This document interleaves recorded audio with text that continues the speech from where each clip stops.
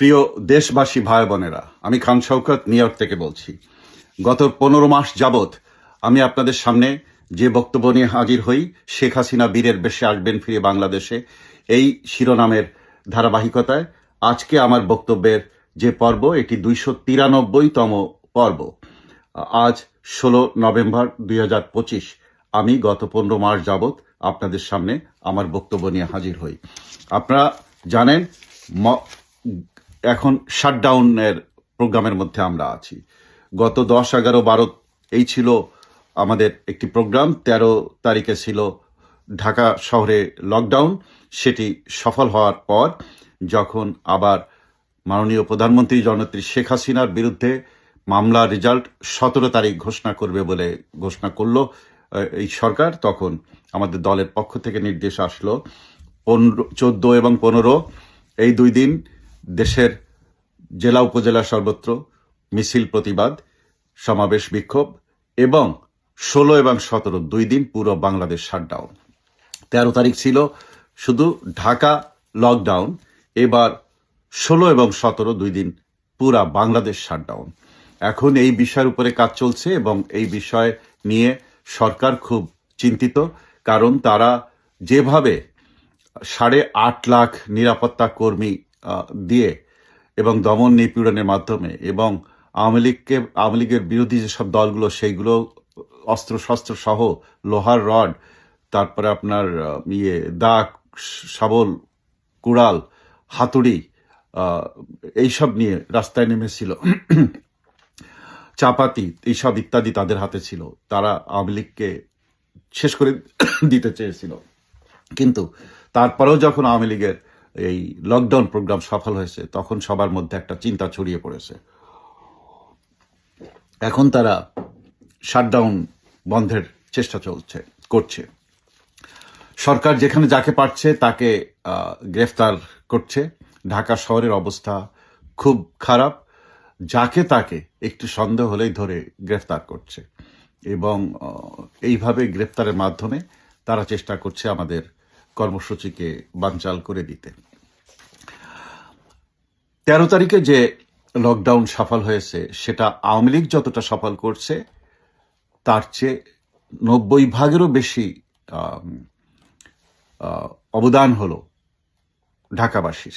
ঢাকায় যেসব মানুষ ছিলেন তাদের এবং বাংলাদেশের, কারণ বাংলাদেশের সকল জেলার সাথে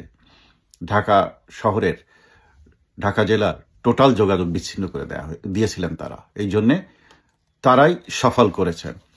আজ আমাদের নেতাকর্মীদেরকে যদি এই সরকার গ্রেফতার করে এই আন্দোলন, এই কর্মসূচি থামিয়ে দিতে চায়, এটা দেখার দায়িত্ব দেশবাসীর।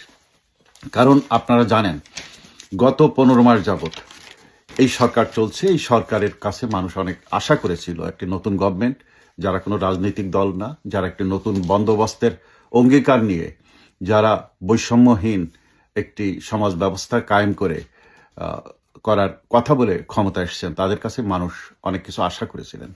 কিন্তু গত 15 মাস জুড়ে দেখেন কি হয়েছে। 637 জনকে মব সন্ত্রাসে হত্যা করা হয়েছে।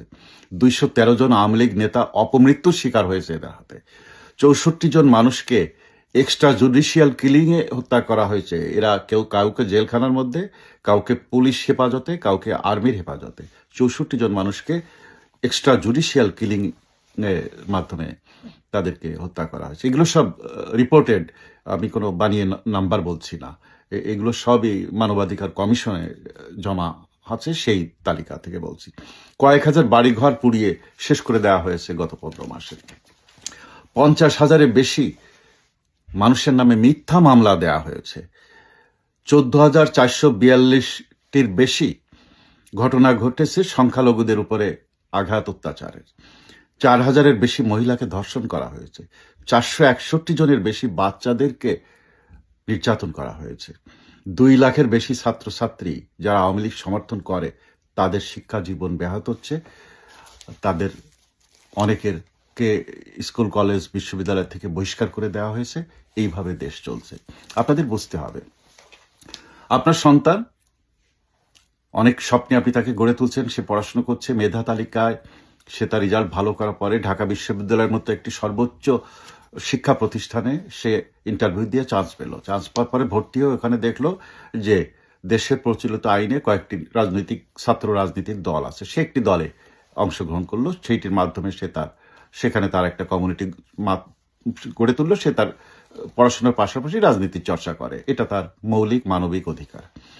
এখন এইভাবে সে এগোতে এগোতে এক সময় দলে তার একটা পরিচিতি হলো, সে হয়তো একটা পদ পদবি পেলো অথবা পেলো না, সেটা অন্য কথা, সে ওই দল করে। এখন সরকার বদল হয়ে গেল, নতুন সরকার এসে নতুন আইন করলো যে মনে করো ছাত্রলীগ নিষিদ্ধ ঘোষণা করা হলো। আইন কি বলে?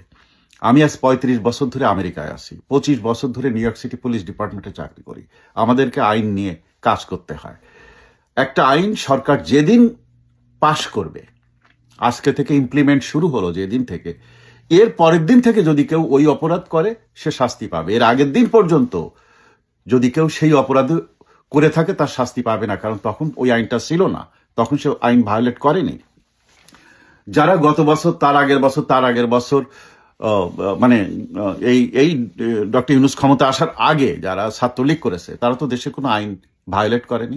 তাহলে এখন কেন বলা হচ্ছে যে তুমি ছাত্রলীগ করতে, তাই তো তোমাকে ঢাকা বিশ্ববিদ্যালয় থেকে বহিষ্কার করে দেওয়া হলো? এইভাবে 4 শতাধিক ছাত্রকে ঢাকা বিশ্ববিদ্যালয় থেকে টোটাল পার্মানেন্টলি বহিষ্কার করে দেওয়া হয়েছে। এ কোন বিচার? কোন বিচার এটা? এইভাবে কি দেশ চলে? আপনি আমাদের আওয়ামী লীগের নেতাকর্মীদেরকে একটু মনে করিয়ে দিতে চাচ্ছি, সেটা হলো এখন কিন্তু প্রত্যেক জেলায় বা ঢাকা শহরে ঘরে থেকে এসে আইন শৃঙ্খলা বাহিনী অথবা সাদা পোশাকে আসা বাহিনী আমাদের নেতাকর্মী পরিচয় পাইলে তাদেরকে উঠায় নিয়ে যাচ্ছে। গত 2 দিন ধরে এই ঘটনা ঘটছে। আর একটা ঘটনা ঘটছে, টেলিফোন ট্র্যাকিং করে বা ওয়াইফাই ট্র্যাকিং করে ইত্যাদি আপনাদের লোকেশন বোঝার চেষ্টা করছে। আপনারা যদি কেউ কোনো কর্মসূচিতে যান, দলের কর্মসূচিতে, তখন ফোন নেবেন না, কারণ ওরা ফোন ট্র্যাকিং করে দেখে যে অমুক মিছিলের সময় এই নাম্বারটা সেই মিছিলে ছিল, আবার এখনকার মিছিলের সময় ওই নাম্বারটা এখানে আছে, আবার 2 দিন আগে অমুক জায়গাটা মিছিল হয়েছে, এই নাম্বারটা সেখানে ছিল। এইভাবে ট্র্যাকিং করে আপনাকে গ্রেফতার করবে। তো এই জন্যে ফোন আপনারা যেখানে যাবেন 10 মিনিট আগে ফোন অন্য কোথাও রেখে তারপরে যান। এই আর এদিক যতটুকু যা শোনা যাচ্ছে, যারা সরকারের সাথে আছে, বিশেষ করে আপনার এই এনসিপি বা এরা সমন্বয়করা, তারা বিভিন্ন দেশে পালিয়ে যাওয়ার চেষ্টা করছে। তারা বিভিন্ন দেশের দূতাবাসের সাথে কথা বলছে।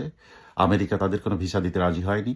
তো এসব অনেক কিছু মিলে শোনা যাচ্ছে নাকি পূর্ব তিমুরের একটা পেয়েছে তারা, সেখানে বাংলাদেশি 5 লাখ টাকা ইনভেস্ট করলে সেখানে ব্যবসা করার লাইসেন্স পাওয়া যায়, থাকার পারমিশন পাওয়া যায়। এদের কাছ তো শত হাজার কোটি টাকা এরা বানায় ফেলছে গত 15 মাসে। তো এদের অনেকেই ওই সব দেশে যে ইনভেস্ট করে গ্রিন কার্ড নেবার বা সেখানে লিগালভাবে থাকার মতো কাজ শুরু করে দিয়েছে। এদিক গোলাম আজমের ছেলে আজমি, যিনি একটা গামছা নিয়ে কাঁদতে দেখাইছিলেন যে এই 15 বছর যাবৎ তার উপরে যে নির্যাতন হয়েছে, আয়না ঘরে কাঁদতে তার ওই গামছা দিয়ে তার চোখ মুছতে কি অবস্থা হয়েছিল, কিন্তু গামছাটা একদম ব্র্যান্ড নিউ নতুন ছিল। তো এটা নিয়ে অনেক কথা হয়েছে। এখন শোনা যাচ্ছে যে জনাব আজমি টানা 9 বছর যাবৎ তুরস্কে ছিলেন, এই জন্য ওই গামছাটাও আর খোলা লাগেনি, এটা একদম নতুন আছে। তা এইসব ধান্দাবাজদের কথা আমি কি বলবো, বললেন? এরা পারে না, এরা ধর্মকে শেষ করে দিল। ধর্মের নামে এরা এত মিথ্যা বলে। যাই হোক, এখন 14 আর 15 আমাদের নেত্রীর ডাক, আমাদের প্রতি জেলা উপজেলা আমাদেরকে কাজ করতে, এবং 16 এবং 17 ঢাকা সহ সারা বাংলাদেশ শাটডাউন, এটা আমাদের কাজ করতে হবে। দেশবাসীর কাছে আমার অনুরোধ, আপনারা সেই আমাদের ইসলাম ধর্মের যুদ্ধগুলো দেখেন, মানে বদরের যুদ্ধ দেখেন বা উহুদ যুদ্ধ দেখেন বা যে যুদ্ধই দেখেন, বা হিন্দু ধর্মের বিভিন্ন যুদ্ধ আছে, সকল ধর্মেরই কিছু যুদ্ধ আছে, সেই যুদ্ধগুলো ছিল ধর্ম রক্ষার যুদ্ধ।